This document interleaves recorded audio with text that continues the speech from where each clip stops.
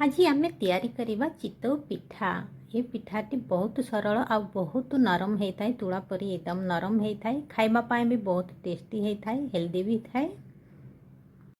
आपण मानक मो चैनल बहुत स्वागत। चलतु आम देखा किपरि तैयारी करवा। प्रथमे मुझे अरुआ चाउल मु 2 कप नहीं नाप निज हिसाब से कम बेसी करें।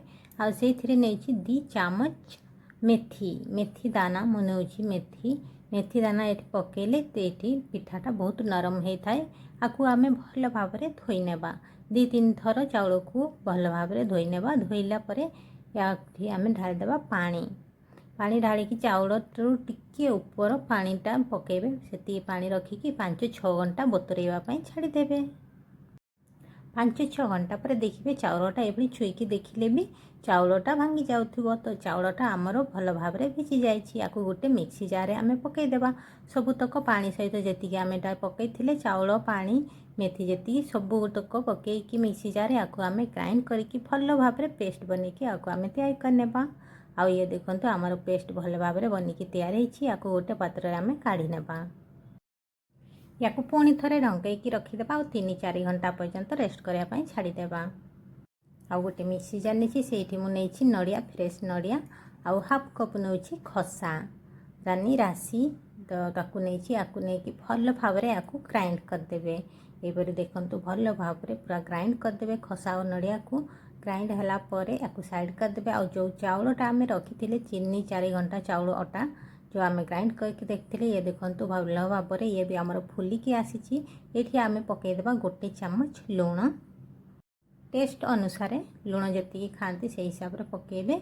आउ पकई दूची 2 चामच चीनी आ जो नड़िया आम ग्राइंड करके रखते नड़िया आउ खसा ताकू आम ये मिक्स करनेबा। युड़िक मिक्स कलापर आपको आम भल भाव मिक्स करनेबा। ये आमर ये बहुत बहलिया अटाटा तो से मुझे पकई दूसरी पानी या पतला करी माने बेसी भी पतला करें बेसी बहलिया नहीं मीडियम रखिए। तो से अल्प अल्प पानी पकईकी बेटर को मुझे पतला कर दूसरी पेट बहुत बहलिया हो जाता ना तो से पतलाटा को तैयार करने। एपटे गैस ऑन करके मु गोटे कढ़ाई बसई नहीं आप जो तैयारी करें पिठा से पात्रटी को आगे गरम करदे। से पकई दूसरी घी आपण को पसंद है तो घी तेल ना खाली जदि घी तेल पकाना ताहले टिके पानी पकईदे कढ़ाई आउ आम जो बेटरटा आम तैयारी करे आम पकईदेवा। जी बड़ आपण पिठा तैयारी करेंगे से बड़ आपण बेटर को से ढाईकी पकेबे। तापर आपको ढांकीदेवे 2-3 सेकेंड पर ताक ढांकिला टिके जिते सी पिठा सीझी आसो से 1 चामच 5-6 चामच ये पानी टिके साइड करके आपको कर पकईदेवे ताकि पानीटा भीतर को जाऊ आ भीतर को जाइए पिठाटा आमर भल भाव में सीझब। कहीं आपको आम सीझेबा टिके तो से आपको पलटिबा नहीं ये भाव में पानी टिके टिके पकईकी आपको सीझापी छाड़देवा। आउ देखिए किसी समय पर देखिए पिठाटी आमर भल भाव में देखो केते सुंदर फुलिकी आसी पिठाटी आमर भल भाव में सीझी जाइए। आउ केते सुंदर जालीदार देखंतु पिठाटी आमर हेछि देखंतु। आउ मु गोटे प्लेट रे काढ़ी नहीं यहीपरि भाव में आउ गोटे पिठाटा को सेम प्रोसेस रे पकेबा। मुझे टेस्ट पाई घी टिके पकाउछि जदि आपण घी खाती नहीं या तेल खाती नहीं आपको खाली नॉर्मल एमती बिना घी बिना तेल जदि ये करछंती ताहाले आपण खाली पानी पकईकी आपको ढाली देबे। जी बड़ पिठा तैयारी करेंगे से बड़ ये ढाली नेबे। तापर आपको कवर करदे सेम प्रोसेस जमती आम आगे करते सेमती। या पुणी कड़े साइड रे जो आम पानी पकईदा ढांकुणी साइड रे ये पानी पकईले ताको भीतर को सी आस्ते आस्ते भीतर को टाणीदेव पानीटा टाणीले पिठाटी भल भाव में आमर सीझीज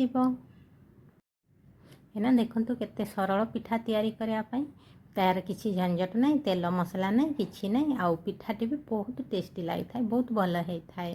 जदि आपण पिठा ये फुलू नहीं ताले टिके बेकिंग सोडा और बेकिंग पाउडर भी मिक्स कर पारती। यहीपरि भाव में देखो मो पिठा गुड़िक तैयारी कर नहीं।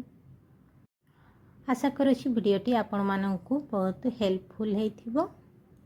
मैंने भी यहीपरि भाव में चितौ पिठा तैयारी करंतु आउ खांतु हेल्दी तरीके रे। चलतु मु देखौछि पिठाटा केमिति नरम होइछि गोटे भांगी कि मु देखौछि पिठाटे ये देखो केते सुंदर भापर पिठाटी भितर साइड एकदम जालीदार होती। आउ गोटे भी देखा ये करिकी पछपटे भी केते सुंदर भाव में सीझी जाइए। देखो केते सुंदर केते नरम आ स्पंजी बनिकी तैयारी होती।